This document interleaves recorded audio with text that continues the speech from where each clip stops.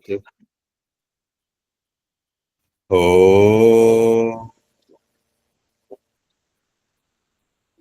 भूर्भुवः स्वः तत्सवितुर्वरेण्यं भर्गो देवस्य धीमहि धियो यो नः प्रचोदयात्। ॐ गुरुर्ब्रह्मा गुरुर्विष्णु गुरुरेव महेश्वरा गुरुरेव परब्रह्मा तस्मै श्रीगुरुवे नमः। ॐ अखण्डमण्डलाकारं व्याप्तं येन चराचरं तत्पदं दर्शितं येन तस्मै श्रीगुरुवे नमः। तस्मै श्रीगुरुवे नमः। प्रणाम सभी को। तो एक हफ्ता हमारा साधना उपासना और ध्यान पे हमारी चर्चाएं चली। अब वापस से हम अपने जो स्वाध्याय चल रहा है चेतन अचेतन, और आज के दिन हमारे युग दृष्टा का जीवन दर्शन रहता है, तो आज से फिर से हम अपने पुराने रूटीन पे आते हैं। तो आज हम लोग का युग दृष्टा का जीवन दर्शन, और युग दृष्टा के जीवन दर्शन में आज का विषय इन दिनों हमारी सक्रियता में प्रखरता आनी चाहिए, ये विषय है। और पुरानी वाली पुस्तक में पृष्ठ संख्या 5.5 इस पे ये विषय है। नई वाली अगर किसी के पास हो तो एक बार वो बता देंगे। अमन भी आज वाचन और प्रस्तुतिकरण अभी तो फिक्स नहीं रहा होगा। जी भैया फिक्स था, मैंने मैसेज डाला था उसमें एक्चुअली में आप लोगों को फॉरवर्ड कर दिया था मैंने मैसेज। तो आपका वाचन है आज और ओम नारायण भैया का सार प्रस्तुतिकरण है, तो भैया अगर अच्छा हो अच्छा, तो उसमें वो कर सकते हैं। ठीक है। ओम नारायण भैया तो अभी दिख नहीं रहे हैं, तो तो कोई बात अपन नहीं। वाचन प्रारंभ करते हैं फिर इसको जो है। जी ठीक है भैया, वाचन ये विषय यही है ना, इन दिनों हमारी सक्रियता एवं प्रखरता आनी हाँ, चाहिए। यही विषय भैया, यही है बिल्कुल। मैंने ग्रुप पे मैसेज भी डाल दिया इसके लिए। जी ठीक है भैया, ठीक है। एक सेकंड भैया, हाँ बस 2 मिनट में। जी जी प्रणाम भैया। भैया मुझे दीजिए ना, मैं पढ़ना चाहती हूँ। आज आज मेरी छुट्टी है। ठीक है सुमन दीदी, अच्छा रहेगा। हाँ ठीक है। हाँ, मुझे कहाँ से पढ़ना है, सिलेबस तो बता दीजिए, मैं देख नहीं पाई। ये नई वाली पुस्तक है दीदी की पुरानी वाली? नई वाली भैया। दीदी नई का तो पेज पता नहीं, लेकिन जो आज का विषय है इन दिनों हमारी सक्रियता में प्रखरता आनी चाहिए, ये जो अभी हम लोग शुरू किए थे नया ही ये है। मातृसत्ता द्वारा शांति कुंज के दायित्वों समर्थ मार्गदर्शन, इसका दूसरा अध्याय एक तरह से समझिए ये है। पता नहीं भैया, मातृ लीला तो है। किन्हीं के पास ये नया हो तो वो बता देंगे, नया वांग में। मीना दीदी के पास शायद नया भाग में है क्या? मीना दीदी है क्या?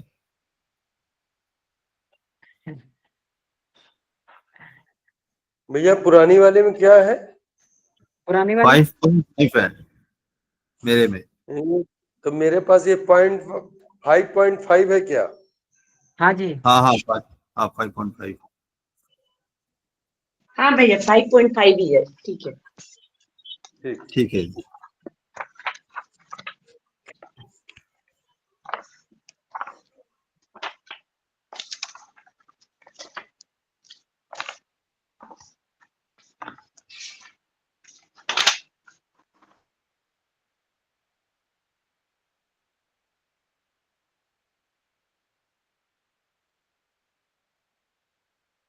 पेज नंबर बताएंगे, क्योंकि 5.45 के बाद 6.2 दिख रहा है मुझे मेरे बुक में।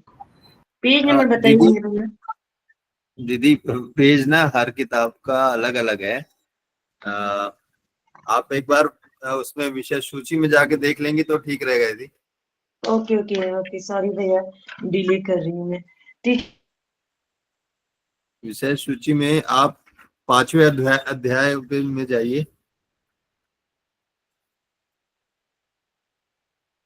5वां अध्याय मिला क्या? मिल गया भैया, मैं देखती हूँ उस 5.3। उसमें दूसरा वाला जो है, आप 5.5 नहीं देखिए, आप अपनी किताब में बस दूसरा। हाँ मिल गया भैया, भैया मिल गया। ठीक है जी। मैं वाचन शुरू करूँ? जी दीदी शुरू करते हैं। हाँ, प्रणाम सभी को। इन दिनों हमारी सक्रियता में प्रखरता आनी चाहिए। हम सब परीक्षा की घड़ी से गुजर रहे हैं। पूज्य गुरुदेव की महिमा और महत्ता के साथ जुड़े रहकर हम लोग चिरकाल से गौरवान्वित होते रहे हैं। इस गौरव की पात्रता हम में है भी या नहीं, समय ने इस तथ्य को प्रकट करने के लिए एक ऐसी कसौटी प्रस्तुत कर दी है जिस पर खोटे सिद्ध होने पर हमें उतना ही लज्जित होना पड़ेगा जितने की पहले गौरवान्वित हुए थे। गुरुदेव के व्यक्तित्व और कर्तृत्व की गरिमा हम उनके मित्र और शिष्य ही बखाने तो यह एक मोह ममताग्रस्त परिवार की श्रद्धा अभिव्यंजना मात्र कही जा सकती है। किंतु जो अनुपम आदर्श उन्होंने प्रस्तुत किए हैं, उनको न केवल देश के कोने कोने में चर्चा हुई है, वरन विश्व के महान विचारकों ने उनकी गतिविधियों को मुक्त कंठ से सराहा है। उनके व्यक्तित्व को मानवता की सजीव प्रतिमा कहा जाता है। अध्यात्म तत्वों का अवलंबन करके इस मार्ग का पथिक अपने लिए तथा दूसरे के लिए क्या कुछ कर सकता है, इसके प्रत्यक्ष प्रमाण प्रस्तुत करके उन्होंने इन दिनों उपहासास्पद और उपेक्षित कही जाने वाली आत्मविद्या की अथार्थ महत्ता एवं सामर्थ्य की ओर सर्वसाधारण का ध्यान आकर्षित किया है। अनाचार और अपराध की बाढ़ में बहकर सर्वनाशी संकट में फंसे हुए मानव समाज को विनाश के गर्त से बचाने एवं जियो और जीने दो की नीति पर पुनः लौट चलने के लिए वे अपनी प्रचंड सामर्थ्य के अनुसार इतने कार्य कर रहे हैं कि लगता है प्रवाह को लौटा देने की परिस्थितियां बनने की आशा में किरणें इस सघन अंधकार को चीरकर आज नहीं तो कल निकलने ही वाली है। बांग्लादेश के नरसंहार से लेकर भारत की आंतरिक दुर्बलता और दुर्दशा तक हृदय द्रावी संदर्भों से धर्म, राजनीति और व्यक्तिक मूल्यांकनों के गिरते हुए स्तरों से वे कितने व्यथित और दुखित थे, इसे उनके निकटवर्ती ही जान सकते हैं। विश्व पीड़ा के साथ आप पीड़ा को जोड़कर वे कभी चैन से न बैठे, प्रतिरोध के लिए जो बन पड़ा करते रहे। देवी तत्वों के साथ के हाथों जो साधन उपलब्ध है, उनसे व्याप्त असुरता का समाधान न होते देखा तो गंगा का अवतरण करने वाले भगीरथ की तरह उस दिव्य शक्ति का उद्भव करने चल दिए, जिससे व्यक्ति और समाज के, राष्ट्र और विश्व के सम्मुख उपस्थित विपन्नता का समाधान संभव हो सके। तप साधना यूं अनेक संत महात्मा करते रहते हैं, पर उनमें से अधिकांश का प्रयोजन व्यक्तिगत स्वर्ग, मुक्ति, शांति, सिद्धि जैसी विभूतियों तक सीमित रहता है। व्यक्तिगत लाभ चाहे आत्मिक हो चाहे भौतिक, उनसे उपार्जनकर्ता के ही वैभव की वृद्धि होती है। ऐसे तपस्वी जिन्होंने अपने आपे को, अपने लाभ वैभव को एक प्रकार से विस्मृत विसर्जित ही कर दिया हो, केवल जिनका पर दुख कातर अंतःकरण के साथ लोक मंगल और विश्व मंगल ही लक्ष्य रहा हो, आज कहीं ढूंढे भी नहीं मिलते। ऋषि परंपरा के प्रतीक हमारे गुरुदेव यो जीवन भर जनमानस में प्रकाश उत्पन्न करने के लिए तिल तिल करके अपने को ज्योतिर्मय दीपक की तरह जलाते रहे, पर अब तो लगता है उनका जीवन यज्ञ पूर्णाहुति के समूह भी जा पहुंचा। जिस उग्र तपश्चर्या का अवलंबन उन्होंने इन दिनों किया है, उसकी तुलना के उदाहरण अन्यत्र ढूंढने नहीं मिलेंगे। तत्ववेता सूक्ष्मदर्शियों द्वारा विश्वास के साथ यह आशा की जाती है कि उनका प्रयोजन असफल न होगा और आज के निराशाजनक वातावरण में प्रकाश की कुछ ऐसी किरणें उत्पन्न होंगी जिन्हें आज की स्थिति में तुलना करने पर अनहोनी कहा जा सकता है। चूंकि हम उनके साथी, सहचर, अनुयायी और परिजन के रूप में अति निकटवर्ती रहे हैं और अति परिचयात अवज्ञा सूत्र के अनुसार हम उन्हें पहचानने से वंचित रहे और सही मूल्यांकन न कर सके, पर देख सकने और समझ सकने वालों ने तो न जाने उनके बारे में क्या क्या कहा और आगे क्या क्या कहने वाले हैं। देवदूत आया, हम पहचान न सके। पुस्तक में विश्व भर की जिन सूक्ष्मदर्शियों की संकेतों का उल्लेख किया गया है, उससे यह आभास लग सकना कठिन नहीं कि एक सुनिश्चित ईश्वरीय व्यवस्था के अनुरूप गुरुदेव कुछ ऐसा करके रहेंगे जिसे विश्व के इतिहास में सदा अविस्मरणीय ही माना जाता रहेगा। नवनिर्माण एवं युग परिवर्तन की संभावनाओं के संबंध में आज की स्थिति को देखते हुए कोई आशंकित और अनिश्चित भी हो सकता है, पर समय बताएगा कि गुरुदेव की महानता विश्वव्यापी महानता के रूप में किस तरह विकसित होगी और उसका लाभ समस्त विश्व के लिए कैसा मंगलमय होगा। ऐसे महामानव के साथी और सहचर होने का गौरव प्राप्त होना हम सबके लिए कुछ कम सौभाग्य की बात नहीं है। यदि प्रत्यक्ष रूप में कुछ नहीं भी पाया हो, तो भी यह कुछ कम नहीं कि हम लोग उनके कुटुंबी और संबंधी, मित्र और शिष्य कहलाने का गर्व गौरव प्राप्त कर सके। रीछ वानरों ने राम के साथी बनकर, गोपियों ने कृष्ण के साथ संबंधित रहकर चाहे प्रत्यक्ष और भौतिक लाभ कुछ न पाया हो, पर उनकी प्रातः स्मरणीय चर्चा जो अनंत काल तक होती रहेगी, वह भी कुछ कम महत्व की उपलब्धि नहीं है। इस गौरवास्पद स्थिति को प्राप्त कर सकने के उपयुक्त हम है भी या नहीं, यह परीक्षा भी समय ने लाकर सामने प्रस्तुत कर दी है और उस स्थिति में डाल दिया है कि खरे और खोटे में से एक पक्ष में अपने को खड़े करने की स्थिति में अनुभव करे। हनुमान अंगद की महत्ता को आकाश तक पहुंचाने में श्री राम के साथ उनका संबंध सहचरत्व ही पर्याप्त नहीं, वरन उन्हें वे कार्य भी करने पड़े जो महामानव के साथ जुड़े रहने वाले उनके सच्चे साथी होने की प्रमाण स्वरूप करने पड़ते हैं।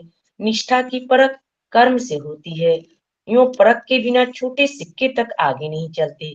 फिर श्रेय साधना की गौरव गरिमा के पथ पर चलने वालों के लिए तो बिना परीक्षा की कसौटी पर सही सिद्ध हुए आगे बढ़ने की बात ही नहीं बनती। गुरुदेव ने अगणित अग्नि परीक्षाओं में अपने को हंसते मुस्कुराते झोंका और हर बार वे सही सिद्ध होते गए। अब वे आगे तपश्चर्या के लिए चले गए, किंतु हमें अपने पीछे आने के लिए, लोक मंगल के लिए त्याग अनुदान करने का इशारा करके गए हैं। वे न गए होते तो बात दूसरी थी। जो कुछ हो रहा था उसका श्रेय दोष उन्हीं के मत्थे था, पर अब जबकि उन्होंने अपने अति आत्मीय जनों को कुछ आगे बढ़ने के लिए स्पष्ट संकेत किए हैं और विदाई के अवसर पर भावनाओं से अनुरोध करके गए हैं कि ज्ञान यज्ञ की लाल मसाल में मेरे हर प्रियजन को कुछ श्रद्धा स्नेह डालते ही रहना है और इसे किसी भी कीमत पर बूझने नहीं देना है। क्या इस अनुरोध की ओर से मुंह मोड़कर हम उस कृपणता का ही परिचय देंगे जिसमें आत्मधिकार और लोकोपवाद की भर्त्सना की जलन ही पल्ले बंधेगी? हमें पिता और माता से अधिक प्यार करने वाले और हमारे भविष्य की उज्जवल रेखा में रंग भरने का स्वप्न देखने में संलग्न गुरुदेव की छोटी सी इच्छा और आज्ञा का पालन करने से हम भी जी जुड़ाए तो यह अपने लिए लज्जा और कलंक की ही बात होगी। सिंह के बच्चे सिंह और हाथी के बच्चे हाथी होते हैं। ऐसा न हो कि हम अपने महान गुरु के महान शिष्य सिद्ध होने की अपेक्षा अकर्मण्य, चापलूस और तोता चश्म कहलाए और इस उपहास के पात्र बने कि जब लाभ के अवसर नहीं रहे तो दूध पीने के लिए बने हुए मजनू इस उस्तादी के साथ खिसक गए। गुरुदेव एवं अपने व्यक्तिगत संबंधों के संदर्भ में कहा जाए अथवा देश, धर्म, समाज, संस्कृति के प्रति अपने कर्तव्य पालन की दृष्टि से अनिवार्य माना जाए, हर दृष्टि से यह आवश्यक हो गया है कि हमें अब हाथ पर हाथ रखकर बैठ जाना शोभास्पद न होगा। नवनिर्माण के लिए जिस पथ पर हमें चलाया गया था और कुछ आशा की दृष्टि से देखा गया था, उससे सर्वथा विमुख न हो जाए। पेट और प्रजनन की पशु जीवन का ढर्रा सभी के पीछे लगा हुआ है।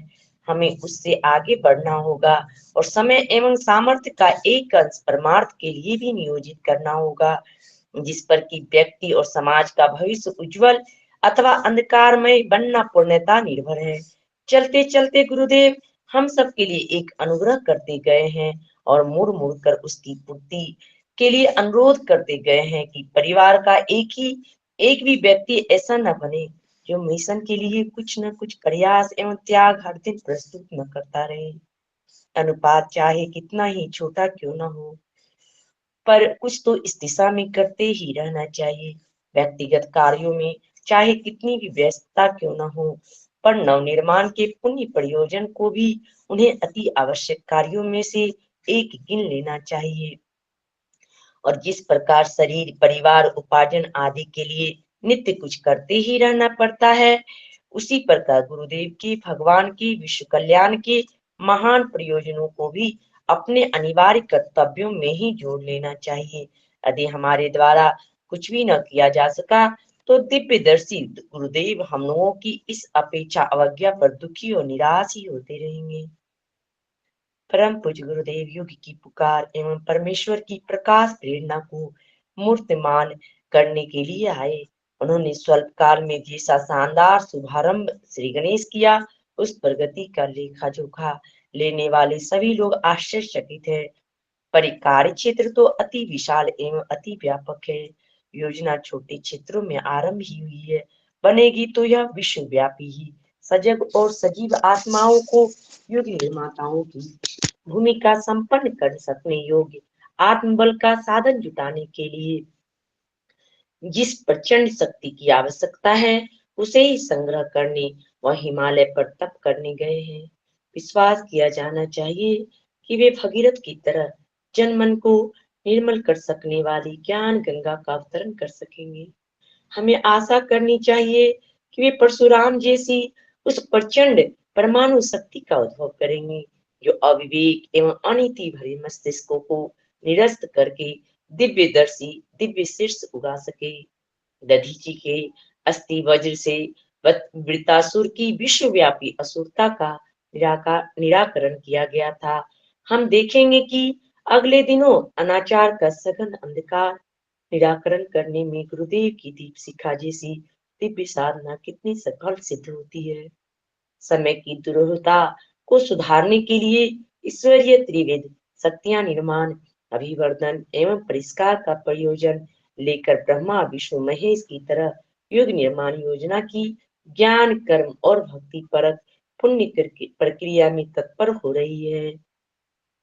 अब हमारी बारी है कि इस युग के इस विश्व कल्याण के महान अभियान में अपनी ऐतिहासिक भूमिका संपन्न करने के लिए आगे आए और वह कर दिखाए जो भावी पीढ़ियों को गर्व और हर्ष के साथ हमें स्मरण करने का अवसर प्रदान कर सके।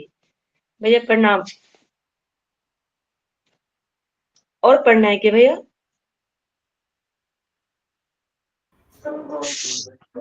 नहीं दीदी बस यहीं तक। ठीक हाँ है, जी, धन्यवाद। यही तक ही पढ़ना है जी।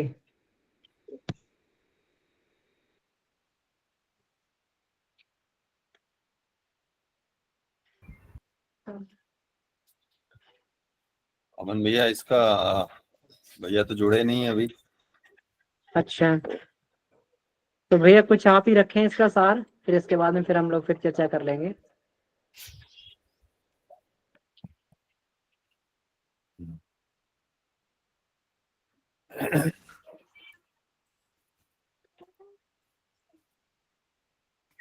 जी भैया प्रयास करता हूँ। वैसे तो माता जी के द्वारा ये लिखा गया है और गुरु जी जब एक तरह से हिमालय में हमेशा के लिए जब निकलना था उनको, उसके बाद का ये लेख लगता है माता जी के द्वारा।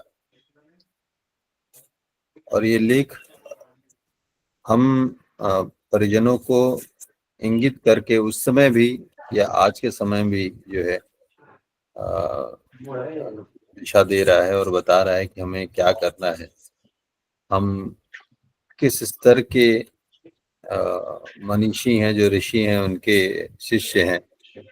और जब उस स्तर की है तो हमारा क्या उसमें, हमारा क्या कार्य बनता है, हमारी क्या भूमिका रहेगी उसके उसमें, इस पे माता जी लिख रही हैं। और उन चीजों को बहुत, एक तरह से कहूँ तो, पेज नंबर भैया बता दीजिए थोड़ा। उज्जवल भैया, पुरानी वाली पुस्तक में 5.5 है। युग और दृष्टा हाँ, युग दृष्टा का जीवन दर्शन। और विषय है, इन दिनों हमारी सक्रियता में प्रखरता आनी चाहिए। अगर आपका अलग होगा तो आप विषय से एक बार खोज लीजिएगा, क्योंकि पेज नई पुरानी पुस्तक में अलग अलग ऐसे प्रेस्ड है।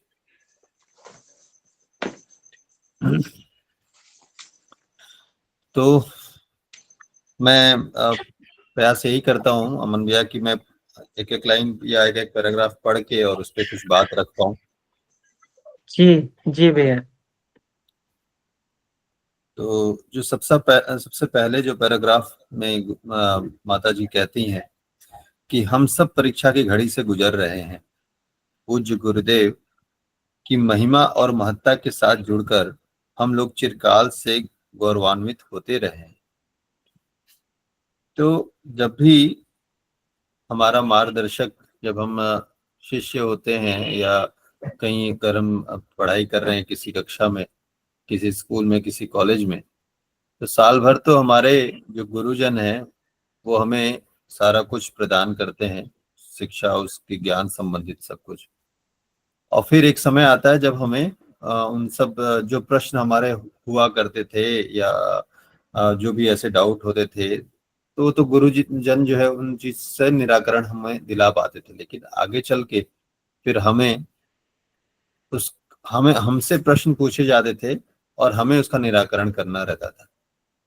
तो हमारे गुरु तो एक तरह से हमें जीवन की शिक्षा दे रहे हैं।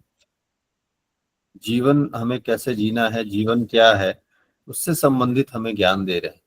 और जब तक वो रहे तब तक एक तरह से छत्र छाया सी रही परिजनों के ऊपर।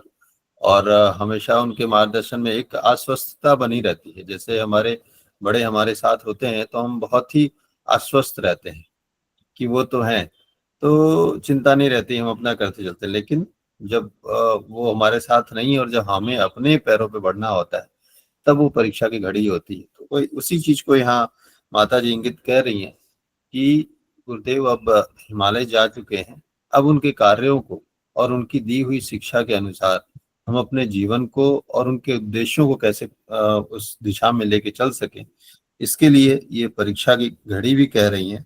और गुरुदेव की महिमा और महत्ता के साथ जुड़े रहकर हम लोग चिरकाल से गौरवान्वित होते रहे हैं।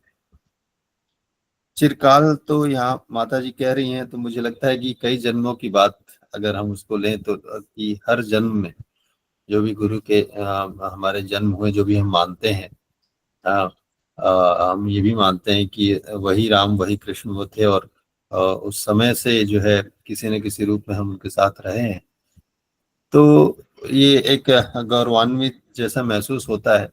कई बार लोग कहते हैं, पहले तो मुझे अभी भी उस चीज पे उतना वो नहीं हो पाता हूँ, लेकिन फिर भी भाव भाव तो यही रहता है कि नहीं, हम लोग को गुरुदेव ने चुना है उन चीजों से। तो ये गौरवान्वित का तो विषय है, लेकिन उस गौरवान्वित गौरव के साथ साथ हम उस पात्रता पे अपने आप को कितना खरा उतार पाए, ये बहुत महत्वपूर्ण है।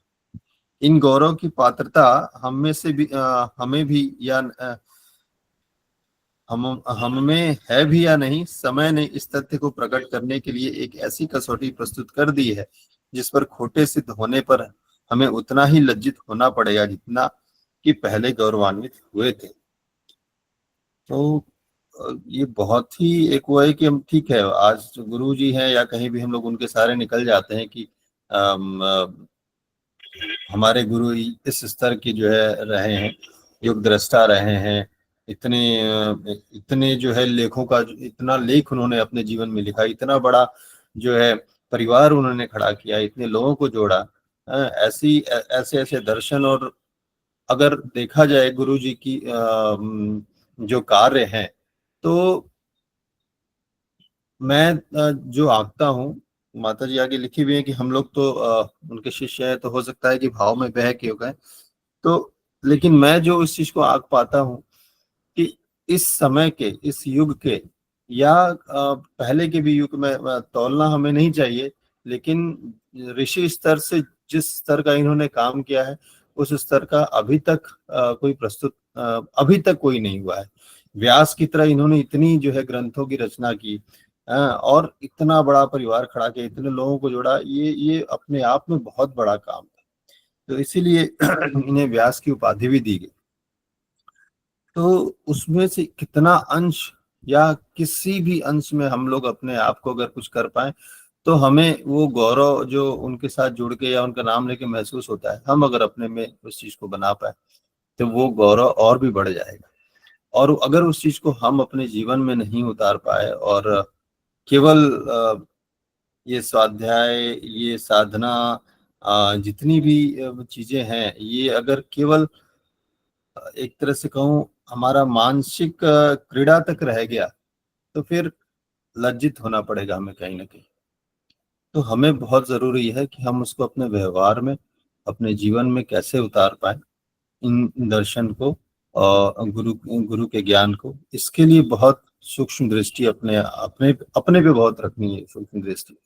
और मुझे लगता है कि जब हम नियमित स्वाध्याय में रहते हैं, तो ऐसा नहीं है कि हम सब जो है हमेशा जो है अलर्ट रह पाते हैं और सूक्ष्म दृष्टि रख पाते हैं, लेकिन स्वाध्याय रहने से उस सूक्ष्म वो जो अंतर्दृष्टि, जो अंदर अपने आप को झांकने की दृष्टि है, वो बढ़ती चली जाती है। और हम खुद महसूस कर पाते हैं कि हम हमारे में क्या परिवर्तन आ रहा है। और हम सब सुनते भी हैं, अपने जो भी अपने भाई अभी हम लोग साथ में जो जुड़े हुए हैं, दीदी लोग हैं, सबके अनुभव में ये समझ में आता है, अपने अनुभव से भी समझ में आता है कि किन स्थिति में थे और अभी किन स्थिति में है। ये नहीं कह सकता हूँ कि ठीक है बहुत ही अच्छी स्थिति, लेकिन पहले से बेहतर स्थिति है। तो इतना तो समझ में आया कि हम जहाँ हैं वहां से अगर हम आगे बढ़ना शुरू हो, तो निश्चित ही जो है हम उत्कृष्टता की तरफ बढ़ पाएंगे। और हमें लज्जित नहीं होना पड़ेगा। हम जिस जिस भी अंशों में, जिस भी स्थिति में, जिस जो भी पात्रता अपने विकसित करते चलेंगे, और उन अंशों में गुरु के ज्ञान को, जीवन के दर्शन को अपनाते चलेंगे। आगे गुरु जी कहते हैं कि गुरुदेव के व्यक्तित्व और कर्तृत्व की गरिमा हम उनके मित्रों और शिष्य ही बखाने, तो यह एक मोह ममता ग्रस्त परिवार की श्रद्धा विव्यंजना मात्र कही जा सकती है। वही बात है कि अगर हम लोग कहेंगे तो वो तो ये होगा कि हाँ ठीक है हमारे हैं, तो इसलिए हम इतनी तारीफ कर रहे हैं, लेकिन अगर दूसरे कहें तो उसकी बात अलग है। किंतु जो अनुपम आदर्श उन्होंने प्रस्तुत किए हैं, उनकी न केवल देश के कोने कोने में चर्चा हुई है, वरन विश्व के महान विचारकों ने उनकी गतिविधियों को मुक्त कंठ से सराहा है। तो हम तो उनके शिष्य हैं, हम उनसे जुड़े हुए हैं, तो हम तो उनकी बात करेंगे, लेकिन जो एक दूसरे संप्रदाय के लोग हैं, दूसरे देश के लोग हैं, या दूसरे अलग लोग, वो लोग भी जब उनका नाम लें, तो क्यों नाम लें? क्योंकि उनका जो व्यक्तित्व था और उसके हिसाब से जो उनका जो कार्य था, हाँ कहते हैं कथनी और करनी करनी, तो दोनों में कोई फर्क नहीं था। और दोनों और जब दोनों में फर्क नहीं, तो वो व्यक्तित्व अपने आप में इतना विशाल हो जाता था, जो भी उनके संपर्क में आता था उनसे प्रभावित हुए बिना रह नहीं सकता था। तो उनसे उनकी प्रशंसा हमें सुनने में मिलती ही थी। हाँ, और उनके व्यक्तित्व को मानवता की सजीव प्रतिमा कहा जाता है।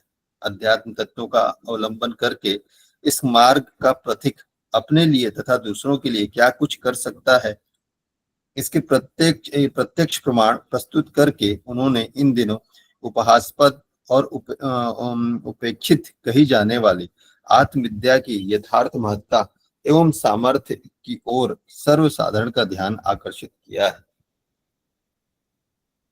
तो आज का समय जहाँ एकदम भौतिकवाद, प्रत्यक्षवाद का जो समय एकदम हो गया था, उसमें जो अध्यात्म को लेके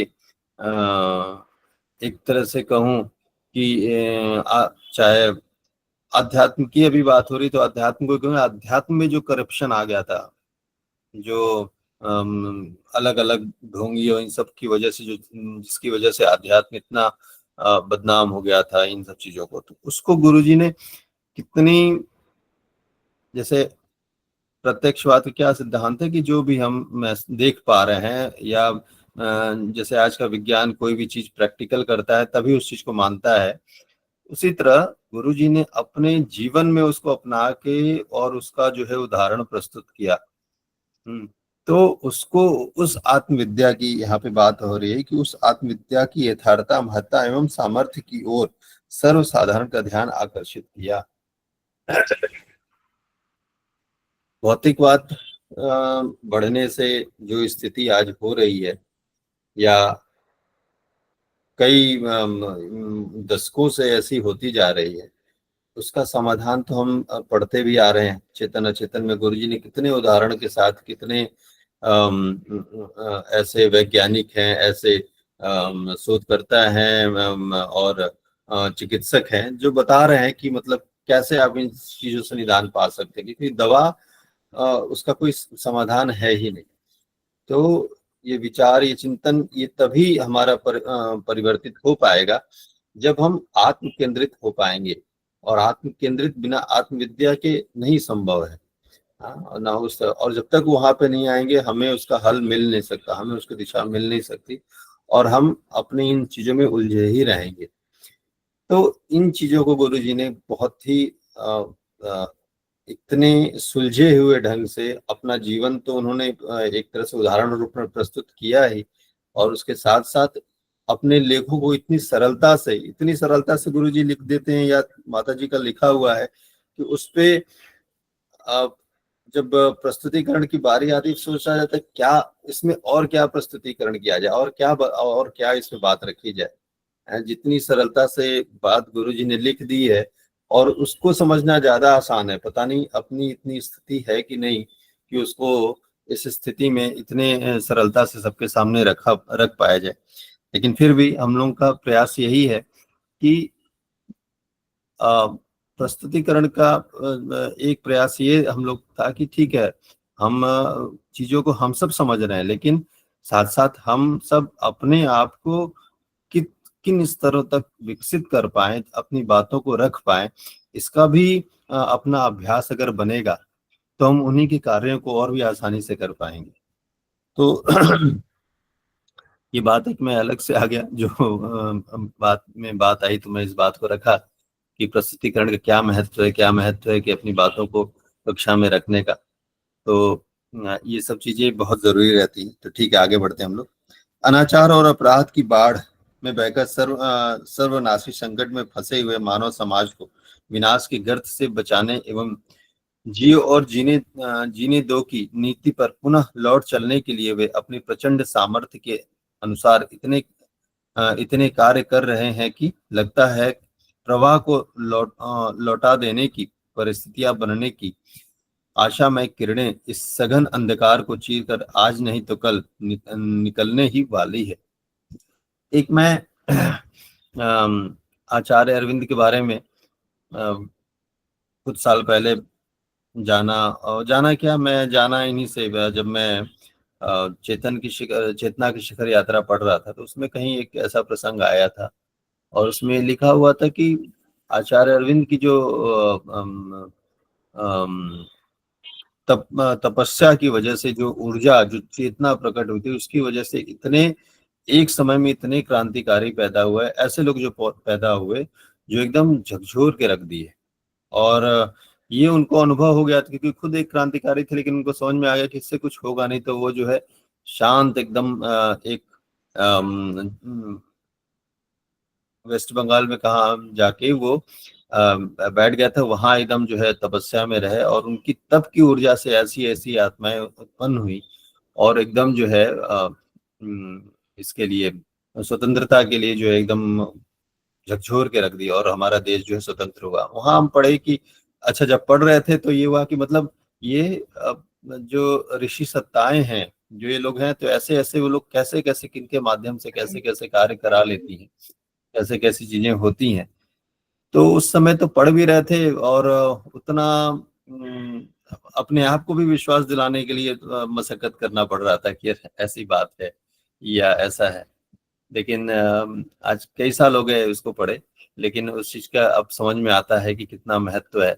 क्योंकि हम सब कहीं ना कहीं गुरु की उस तपश्चर्या का जो वाइब्रेशन है, जो अभी भी है, वो हम लोगों को कहीं ना कहीं जोड़े हुआ है, हम लोगों को झकझोर रहा है। और तब जाके हम लोग इतनी घोर, मतलब एक तरह से कहूँ भौतिक दुनिया में भी हम लोग इतने लोग कम से कम निकल के उस पर चिंतन कर पा रहे हैं, उस पर देख पा रहे हैं। तो इसमें एकदम ही कहीं न कहीं पूरा का पूरा श्रेय जो है गुरुजी को ही जाता है। मैं ऐसा समझता हूँ, मेरा ऐसा अनुभव है, उसके आधार पर मैं बोल रहा हूँ। और फिर आगे लिखते हैं कि बांग्लादेश के नरसंहार से लेकर भारत की आंतरिक दुर्बलता और दुर्दशा, तो जो भी स्थिति थी देश की राजनीतिक, और उस समय 71 में था भी, बांग्लादेश टूटा भी था, उससे पहले कितना नरसंहार सब कुछ हुआ। तो हम लोग इन सब नरसंहार या इन सब चीजों को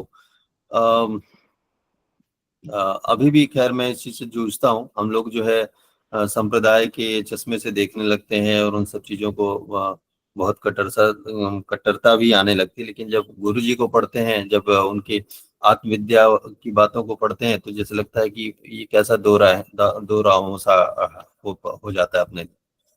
लेकिन वो धीरे धीरे उसमें एक तरह से परिष्कृति आ रही है, और उन चीजों से निकल पा रहे हैं। आगे है कि विश्व पीड़ा के साथ आत्म पीड़ा को जोड़कर वे कभी चैन से न बैठे। तो जो आत्मवत सर्वभूतेषु का जिसका उद्घोष था, और जो उसके लिए पूरी साधना कितने साल की है, तो कहाँ से वो चैन से बैठ पाएंगे। और वो बड़ा कभी कभी लगता है कि हम लोग थोड़े से उसमें अपने आसपास का अभी कुछ होता है तो हम कितने परेशान हो जाते हैं। और वो परेशान इसीलिए होते हैं क्योंकि हमारा जुड़ाव होता है, गुरु जी का जुड़ाव कितना सघन होगा पूरे विश्व मानव के साथ, कि वो कितने बेचैन हो जाते होंगे। एक भजन है, अनुदान और वरदान प्रभु, जो मांगे उनको दे देना, गुरुदेव हमें निज अंतः की पीड़ा में हिस्सा दे देना। उनकी पीड़ा में हिस्सा मिल जाएगा तो मुझे लगता है कि वो वेदना, वो पीड़ा ही जो है उस साधना के लिए, उसके लिए इतना हमें खुद बेचैन कर देगी। तो किन्हीं किन्हीं अंशों में तो हम सबके पास वो पीड़ा पहुंच रही है, इसमें कोई दो राय नहीं है। तभी हम सब जो है कुछ ना कुछ तो कर ही रहे हैं अपने स्तर पे। ये है, लेकिन वो जैसे जैसे बढ़ेगी। श्रद्धा का प्रश्न आता है कई बार अपने कक्षा में, श्रद्धा का, आस्था का प्रश्न आता है। तो जब श्रद्धा आस्था अपने उस पे पहुंचेगी, वो इसी इसी उसका आधार यही है।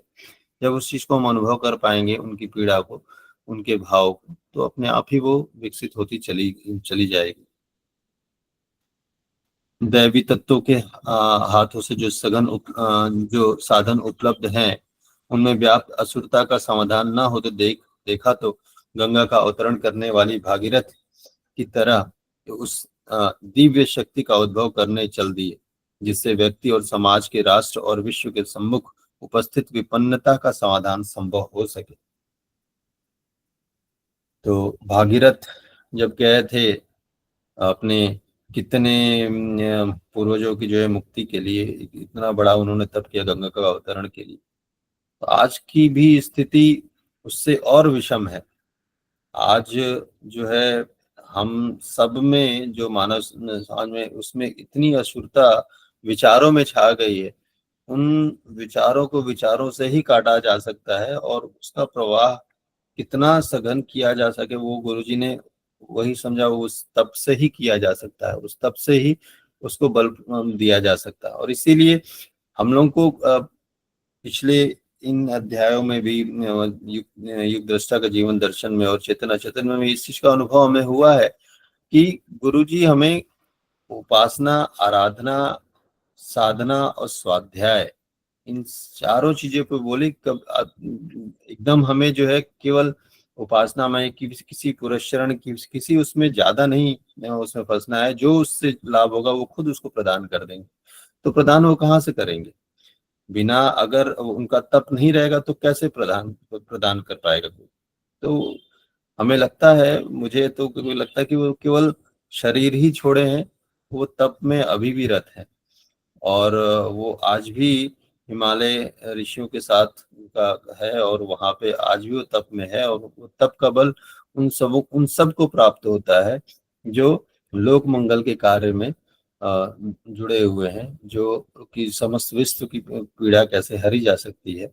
जो लोग लगे हुए तो उनका जरूर ही अनुदान उनको मिल रहा है, और उसपे वो चल पा रहे हैं। तो ये एक भागीरथ स्तर की ही आत्मा एक कर सकती है। और वो निश्चित ही उसका जो स्वरूप हम लोग आज देख रहे हैं, अलग अलग क्षेत्रों में कुछ ना कुछ चीजें हो रहा है, वो और परिवर्तन हो रहा है, एकदम हो रहा है। तो अब धीरे धीरे उस पर विश्वास अपने आप ही होता चला जा रहा है। तब साधना यूं अनेक संत महात्मा करते रहते हैं, पर उनमें से अधिकांश का प्रयोजन व्यक्तिगत स्वर्ग, मुक्ति, शांति, सिद्धि जैसी विभूतियों तक सीमित रहता है। व्यक्तिगत लाभ चाहे आत्मिक हो चाहे भौतिक, उससे उपार्जनकर्ता के ही वैभव की वृद्धि होती है। तो वही बात है, गुरुजी का जो है लोक मंगल के लिए था तप साधना। और औरों को वो कह रहे हैं कि वह व्यक्तिगत या ऐसी चीजें होती हैं तो केवल बस जो है उन्हीं के वैभव तक ही वृद्धि होती है। ऐसे तपस्वी जिन्होंने अपने आपे को, अपने लाभ वैभव को एक प्रकार का विसर्जित ही कर दिया हो, केवल जिनका जिनका पर दुख कातर अंतःकरण के साथ लोक मंगल और विश्व मंगल ही लक्ष्य रहा हो, आज कहीं ढूंढे भी नहीं मिलते। तो गुरु जी की बात हो रही है कि भाई दूसरों की चिंता, दूसरों की लोक मंगल और उनको उस दुख से निकालने के लिए ऐसी पीड़ा तो आज के समय में बहुत मुश्किल है लोग जो ऐसे देख पाए। तो इसीलिए उनको इस युग के युग ऋषि कहा गया। हम कहते हैं ऋषि परंपरा के प्रतीक हमारे गुरुदेव यूं जीवन भर जनमानस में प्रकाश उत्पन्न करने के लिए तिल तिल करके अपने को ज्योतिर्मय दीपक की तरह जलाते रहे। पर अब तो लगता है उनका जीवन यज्ञ पूर्णाहुति के समीप जा पहुंचा। एक प्रसंग आता है, मैं सुना था, पढ़ाया था कहीं, कि गुरु जी एक बार कुछ लिख रहे थे और माता जी ऐसे आके पानी दे दिया करती थी, मतलब ग्लास रख देती थी, गुरु जी पी लेते थे। कोई माता जी को कहा कि गुरु जी बहुत कमजोर हो रहे हैं और बहुत दुबले पतले हो रहे हैं, उनको आप थोड़ा जूस वूस दिया करिए। तो माता जी तो भाई माता जी हो चाहे कोई भी हो, जो उनका प्रिय है तो उसके लिए वो चिंतित तो आदमी रहता ही है। तो वो जूस जो है, मौसमी या कि कोई जूस था, अनार का जूस, मुझे नहीं ध्यान है, वो लाके वैसे ही ग्लास रख दिया। गुरुजी कुछ लिख रहे थे और लिखते हुए साधारण जैसे पानी पीते थे वैसे वो उठाए और जूस का ग्लास पूरा पी गए। और जैसे ही पिए, जो एक दो घूंट लगा रहे, पानी नहीं है, वो तुरंत जाके जो है वॉमिट करके सब निकाल दी। तो माता जी बोली ये क्या? तो कहे कि आप ऐसे क्यों करती, क्योंकि तुम मुझे पानी की जगह जहर पिला रही हो। तो बोले कह रहे नहीं, जहर नहीं, ऐसी सी बात है, मैं सोची आप कमजोर होने के। नहीं, मेरे लिए जहर है। अगर मेरे बच्चों को, अगर कितने ऐसे बच्चे जिनकी ये स्थिति नहीं है कि ये पी सके, तो मैं कैसे पी सकता? तो जब मैं बताया कि जब मैं इन सब चीजों को पढ़ रहा था तो वो स्थिति ही नहीं थी, मतलब वो चीज समझ में भी नहीं आती कि अरे ये इसमें इससे क्या हो गया, अगर पी लिए या नहीं भी पीते तो क्या हो जाए। उस चीज को समझना बड़ा मुश्किल हो जाता है। और आज भी ये प्रसंग इसीलिए याद है क्योंकि अभी भी उस वो स्तर नहीं हुआ है कि इस चीज को इतना समझ पाऊं मैं, उनकी क्या स्तर रहा होगा उनकी वेदना का, उन चीजों को समझने का। तो ये एक ऐसा ही ऋषि इस चीज को हो सकता है, और इनसे ही मैं प्रार्थना ही करता हूँ कि इस चीज को समझ पाऊं। अभी भी जो है वो स्तर नहीं है समझने का मेरा। लेकिन आज या जब भी पढ़ते हैं हम लोग युग दृष्टा का जीवन दर्शन, तो ऐसी ऐसी बातें आती हैं कि उसमें ज्यादा अपनी कुछ चीजें, पुरानी चीजें याद ही आती हैं, ज्यादा कुछ इस पे बोलने को नहीं रहता है। बस उसमें कुछ ऐसे ही मैं कुछ कथाओं के साथ उसको जोड़ने का प्रयास कर रहा हूँ जो याद आता जा रहा है। अमन भैया, समय तो बहुत ज्यादा हो जा रहा है, मैं बहुत धीरे चल रहा हूँ, मैं चाहता हूँ कि इसको आप कंक्लूड करें तो अच्छा रहेगा। 8:15 हो गया, मुझे सोने का समय मिल रहा है। हाँ जी भैया, इसमें अम, इसको अक्षर से पढ़ लेने में ही इसकी गौरव गरिमा समझ में आती है। तो जी हमें भैया। लगता है बहुत ज्यादा इसमें कंक्लूड करने के लिए कुछ है नहीं। कोई और भाई बहन अपने इसमें बात रखना चाहते हो तो कृपया जरूर रखें। जी, मेरा निवेदन है।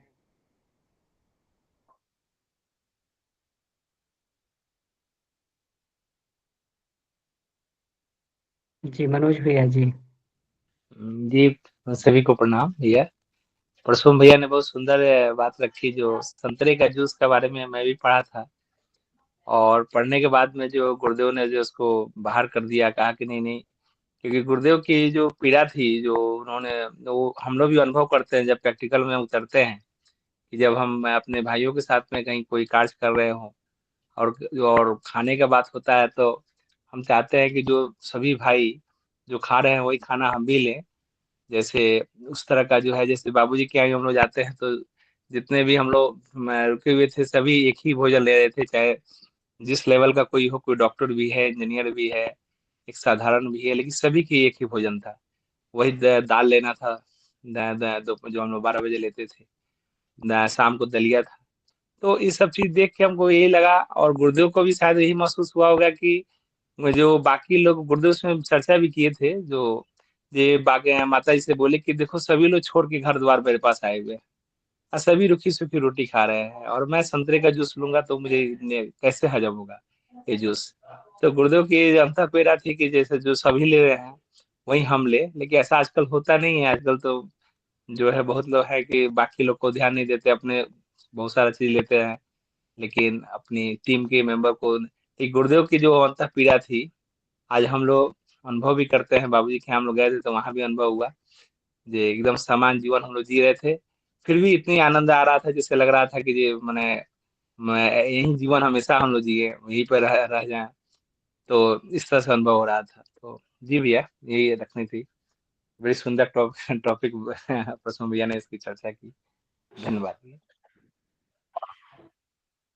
धन्यवाद भैया। जी सुमन दीदी। प्रणाम भैया।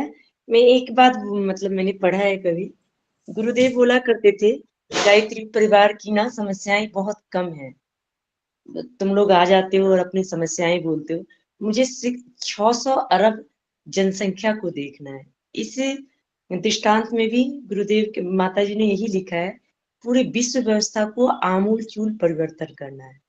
और इसके लिए गुरुदेव ने बहुत गुहार लगाई है कि राम को रीछ और बानर का साथ मिला, तब रावण का खात्मा हो पाया। तो वैसे ही हम लोग भले कुछ ना कर पाए, गिलहरी की भूमिका तो निभा पाए, लेकिन उसके लिए गुरु माता ने यहाँ लिखी है कि प्रायोरिटी रखना होगा। प्रायोरिटी मतलब नित्य प्रति नित्य दिनचर्या जैसे हम करते हैं, वैसे ही प्रायोरिटी देना होगा, नहीं मिशन का काम करना है। अब मिशन का काम वही है, विश्व कल्याण, आत्म कल्याण। आत्म कल्याण को भी माता जी यहाँ पे स्वार्थ सिद्धि के रूप में ही लिया है। तो ये प्रसंग तो बहुत भावुक है भैया। बस इतना ही कहना था, धन्यवाद। जी दी, धन्यवाद। इसमें एक चीज और, इसमें ये हम लोग को ये देखनी होगी कि आत्म कल्याण के साथ में इसमें एक बात और गुरुदेव ने इसमें ये कही है, वंदनीय माता जी ने, कि प्रतिदिन हम लोग ये मूल्यांकन करें कि अपने मिशन के लिए कुछ ना कुछ त्याग हर दिन प्रस्तुत किया जाता रहे। अनुपात चाहे कितना ही छोटा क्यों ना हो, पर कुछ तो इस दिशा में करते ही रहना चाहिए। व्यक्तिगत कार्यों में चाहे कितनी ही व्यस्तता ये क्यों ना हो, पर नव निर्माण के पुण्य प्रयोजन से भी उन्हें अति आवश्यक कार्यों में से एक गिन लेना चाहिए। और जिस प्रकार शरीर, परिवार, उपार्जन आदि के लिए नित्य कुछ करते ही रहना पड़ता है, उसी प्रकार गुरुदेव के, भगवान के, विश्व कल्याण के महान प्रयोजनों को भी अनिवार्य कर्तव्यों में ही जोड़ देना चाहिए। हम लोगों के पास अभी जो है बहुत सारा काम है। मिशन को, युग निर्माण के लिए बहुत सारे समय की आवश्यकता है, और समय उन लोगों को चाहिए जो जिनका जीवन व्यस्त और व्यस्ततम जीवन है। उनका समय नहीं चाहिए जो खाली बैठे हुए हैं, बेकार बैठे हुए हैं, क्योंकि वो तो वैसे ही खाली बेकार बैठे हैं, वो तो बहुत ज्यादा कुछ करने वाले हैं नहीं। उन लोगों का चाहिए कि जो प्रतिदिन 10-10, 12-12 घंटे काम कर रहे हैं, उन्हीं के समय में से आधा घंटा, 1 घंटा जो है गुरुदेव को मिशन विस्तार के लिए चाहिए। मिशन विस्तार क्या है? ये तो ठीक है कि आत्मनिर्माण बढ़िया, हमें आत्मनिर्माण पे काम करना चाहिए, ये पहली बात है। लेकिन आत्मनिर्माण के बाद में क्या? आत्मनिर्माण तो जीवन भर चलना ही है। लेकिन अगर हमें ये बात समझ में आने लगी है कि आत्मनिर्माण के साथ में जो है, क्योंकि प्रज्ञोपनिषद में यही कहा गया है कि विश्व निर्माण होना है, लेकिन विश्व निर्माण वही कर सकता है जिसका आत्मनिर्माण हो गया हो। और आत्मनिर्माण के लिए गायत्री तत्व का जो है उपदेश दिया जाए, तो गायत्री तत्व खूब अच्छे से हमें समझ में आ रहा है, आत्मनिर्माण की दिशा में भी बढ़ रहे हैं। लेकिन विश्व निर्माण के लिए भी कुछ ना कुछ समय हमें जरूर देना पड़ेगा। बहुत ही समय का, समय दान ही युग धर्म है, और हम लोगों के पास समय ही नहीं है। ये बहुत ही ये जो है हम सभी के साथ में समस्या है, ये मेरे साथ में भी है, ये आप लोगों के साथ में, सबके साथ में है कि हम लोग उतना समय नहीं दे पा रहे हैं जितना अपेक्षा है।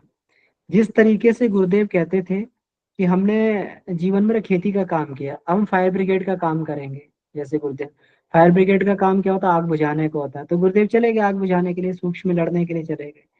लेकिन अब खेती का काम तो छूट गया। खेती का मतलब आत्मीय संवर्धन। जिस तरीके की आत्मीय खेती करके गुरुदेव ने इतनी फसल पैदा की थी कि आज वो है,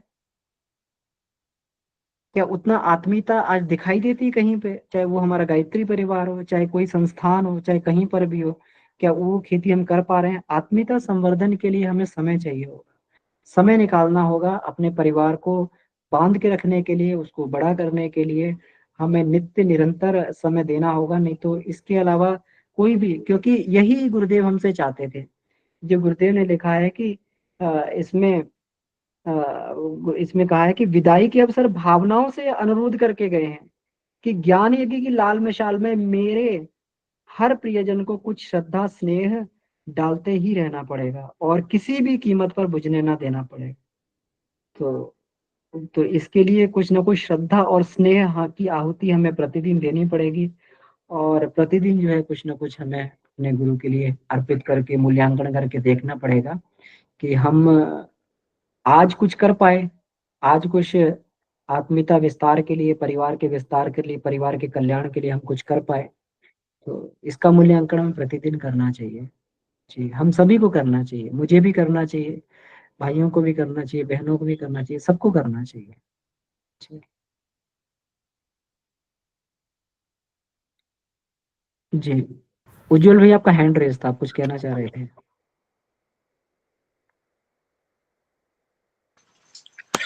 जी जी भैया, बहुत अच्छा आपने बात बताया है। लेकिन एक प्रसून भैया का भी, हम भी चेतना की शिखर यात्रा जो किताब पढ़े थे अरविंद घोष वाला, तो उसमें भी था कि हाँ, जब वो शुद्धिकरण की साधना किए तो इतने महापुरुषों को उन्होंने जन्म दिया। तो ये वाकई में अपना देश जब भी किसी न किसी प्रधानता में जाता है, तो जब शुद्धिकरण की साधना होती है तो बहुत बड़ी क्रांति आती है। तो मुझे भी लगता है कि आने वाले दिनों में जो आवे गढ़े संस्कार पीढ़ी जो ये चल रहा है, जहाँ पे बच्चों को 80% निर्माण होता है, शायद ये आने वाले भारत का अच्छा ही भविष्य रहेगा। इस पर भी हम लोग का थोड़ा फोकस रहे तो और बेहतर है। बस मेरा इतना ही कहना है।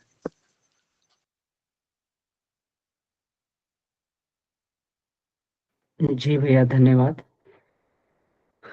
इसमें और उसमें गुरुदेव ने कहा भी है कि जो भी आत्माएं आ भी चुकी हैं, सजग और सजीव आत्माएं, युग निर्माताओं की भूमिका संपन्न कर सकने योग्य आत्मबल का साधन जुटाने के लिए जिस प्रचंड शक्ति की आवश्यकता, उसी को संग्रह करने के लिए गुरुदेव हमारे चले गए हैं। तो आत्माएं तो हैं बहुत सारी जिनको गुरुदेव लाए, जिनको भगवान की योजना के अंतर्गत लाया गया, लेकिन इतने इतने व्यामोह में और इतना जो है जी ये है कि इसमें हम लोग फंस चुके हैं कि अपने आत्मबल से तो नहीं निकल पा रहे। जब तक गुरुदेव की तरफ से अतिरिक्त आत्मबल हम लोग को नहीं मिलेगा, इसको तोड़ पाना बहुत मुश्किल है। और गुरुदेव यही कर रहे हैं और ये कर भी रहे हैं, जिससे और भी आत्माएं जो है इसमें निकल कर आ रही हैं। जी जी, और भी कोई भाई बहन इसमें अपनी बात रख सकते हैं। जी जी, मनोज भैया जी। जी भैया, और एक और महत्वपूर्ण बात मैं कहूँगा, आपने बहुत सुंदर इस पर रखा है भैया। जो चीज हम लोग को बहुत उतारनी पड़ेगी, डेली हम लोग को ये समीक्षा करनी पड़ेगी कि हम लोग क्या मैंने प्रतिदिन हम गुरुदेव के लिए कर सकते हैं। और दूसरी चीज है भैया कि एक जो भैया आप जो अभी हम लोग को साधना सिखा रहे हैं, हमने करा रहे हैं, तो हमें तो जहाँ तक ये लग रहा है कि बहुत बड़ी कार्य आप कर रहे हैं।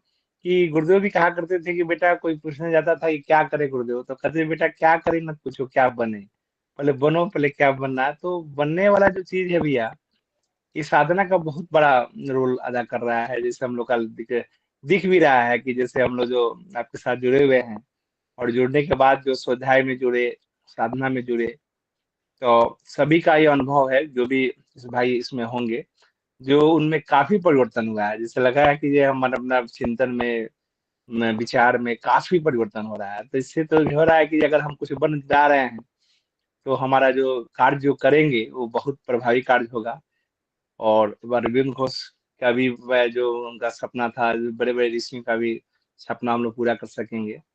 और ये कार्य जो है वो हम लोग को जो और बढ़ाना पड़ेगा, इसको स्वाध्याय में और लोग को जुड़े, और उसमें नए लोग भी कुछ जुड़े हैं, वो भी उसका आनंद उठा रहे हैं। तो बनने वाला कार्यक्रम भैया बहुत सुंदर आप जो कर रहे हैं, उन्हें उसको गुरुदेव की हमको लगता है कि ये बहुत बड़े बने, गुरुदेव बहुत खुश होंगे इससे, जहाँ भी हो गुरुदेव, लेकिन उनको बहुत अच्छा लग रहा होगा कि ये हमारी पीढ़ी एक जो निर्माण वाली पीढ़ी तैयार हो रही है। एक एक साधक जो हम लोग यहाँ जुड़े हुए हैं, सभी जो है मैंने काफी लोग मैंने गुरुदेव के सपने को हम लोग साकार करेंगे। पूरा विश्वास हम लोग को अंदर अंतर चेतना में हमेशा बना रहता है। जी भैया, इसलिए आपको धन्यवाद, आपको, प्रसून भैया को, सभी टीमों को, सभी लोगों को धन्यवाद भैया। जी भैया, ये इसके लिए तो पूरे समूह को धन्यवाद है, जो लोग अपना समय निकाल के इसमें जुड़ रहे हैं। और ये सारी की सारी व्यवस्था गुरुदेव की प्रेरणा से ही चल रही है। कोई व्यक्ति एक निमित्त हो सकता है, लेकिन प्रेरणा और ये अनुदान तो गुरुदेव का ही है। जी भैया। नीमा दीदी।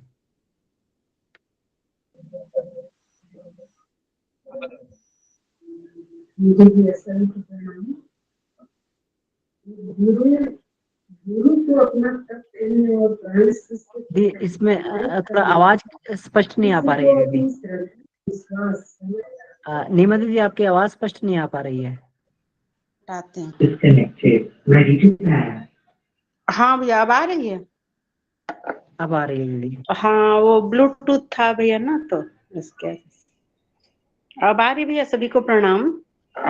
जी। एक जगह छोटी सी बुक है, उसमें बड़े अच्छे से गुरुदेव लिखते हैं, गुरु को अपना तप, पुण्य और प्राण शिष्य को हस्तांतरित करना पड़ता है। शिष्य को अपनी श्रद्धा, विश्वास, समय दान, अंश दान, सत्य प्रयोजनों के लिए प्रस्तुत करना होता है।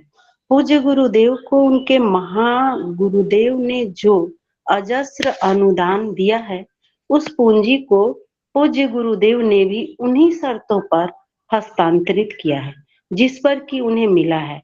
पूज्य गुरुदेव एक महान मिशन का प्रतिनिधित्व करते हैं। वे व्यक्ति नहीं हैं, एक मिशन है। उनकी ना तो निजी मांग रही है, ना आवश्यकता। अनुदान का प्रतिदान उनके मिशन के निमित्त समयदान, अंशदान के रूप में ही नियमित रूप से करना होता है। ताली दोनों हाथों से बजती है, गाड़ी दो पहियों पर चलती है। अंधे और पंगु ने मिलजुल कर नदी पार की थी। गुरु और शिष्य को अपने अपने उत्तरदायित्व निभाने होते हैं। जो पीछे हटता है वह घाटे में ही रहता है सदा। ठीक है भैया, प्रणाम सबको। यही कहना था कि जो पीछे हटता है हमेशा घाटे में ही रहता है। बहुत साफ साफ सब कुछ दिया हुआ है। जी दीदी, बहुत सुंदर। तो ये कौन सी पुस्तक से पढ़ा, आप नाम भी बता दें इस पुस्तक का। दीदी भैया, मैं इसमें है आत्मिक प्रगति के लिए अवलंबन की आवश्यकता। ठीक है जी, ठीक है। अच्छा है ये। तो इसमें जो है हम लोग, ब्रह्म वर्चस्व से है ये। अच्छा अच्छा अच्छा, बहुत सुंदर है ये। तो बहुत बढ़िया कथन था इसमें, ये वाला। हर एक बात जो है अपने आप में बहुत महत्वपूर्ण और क्रांतिकारी है। तो जी भैया, तभी। जी ठीक है भैया, प्रणाम भैया, सभी को प्रणाम। जी जी जी, बहुत बहुत आभार इसके लिए आपको। और समय हो गया है, तो आइए आज की कक्षा को ही विराम देते हैं, और इस संदेश को हम अपने जो है हमारे चेतन का हिस्सा बन जाए, हमारे जीवन का हिस्सा बन जाए, ऐसी भावना के साथ में परम पूज्य गुरुदेव वंदनीय माता जी को आश्वासन देते हुए कि हम लोग अपना भरसक प्रयास करते हुए उनकी अपेक्षाओं पे खरे उतरने का प्रयास करेंगे। आप सभी को बहुत बहुत आभार। आइए शांति पाठ करते हैं। आज के लिए प्रसून भैया को और सुमन जी को बहुत बहुत आभार, इसके वाचन के लिए, सार प्रस्तुतिकरण के लिए। शांति पाठ। ओम शांति शांति शांति। समाप्त। सभी को प्रणाम, धन्यवाद, शिवरात्रि।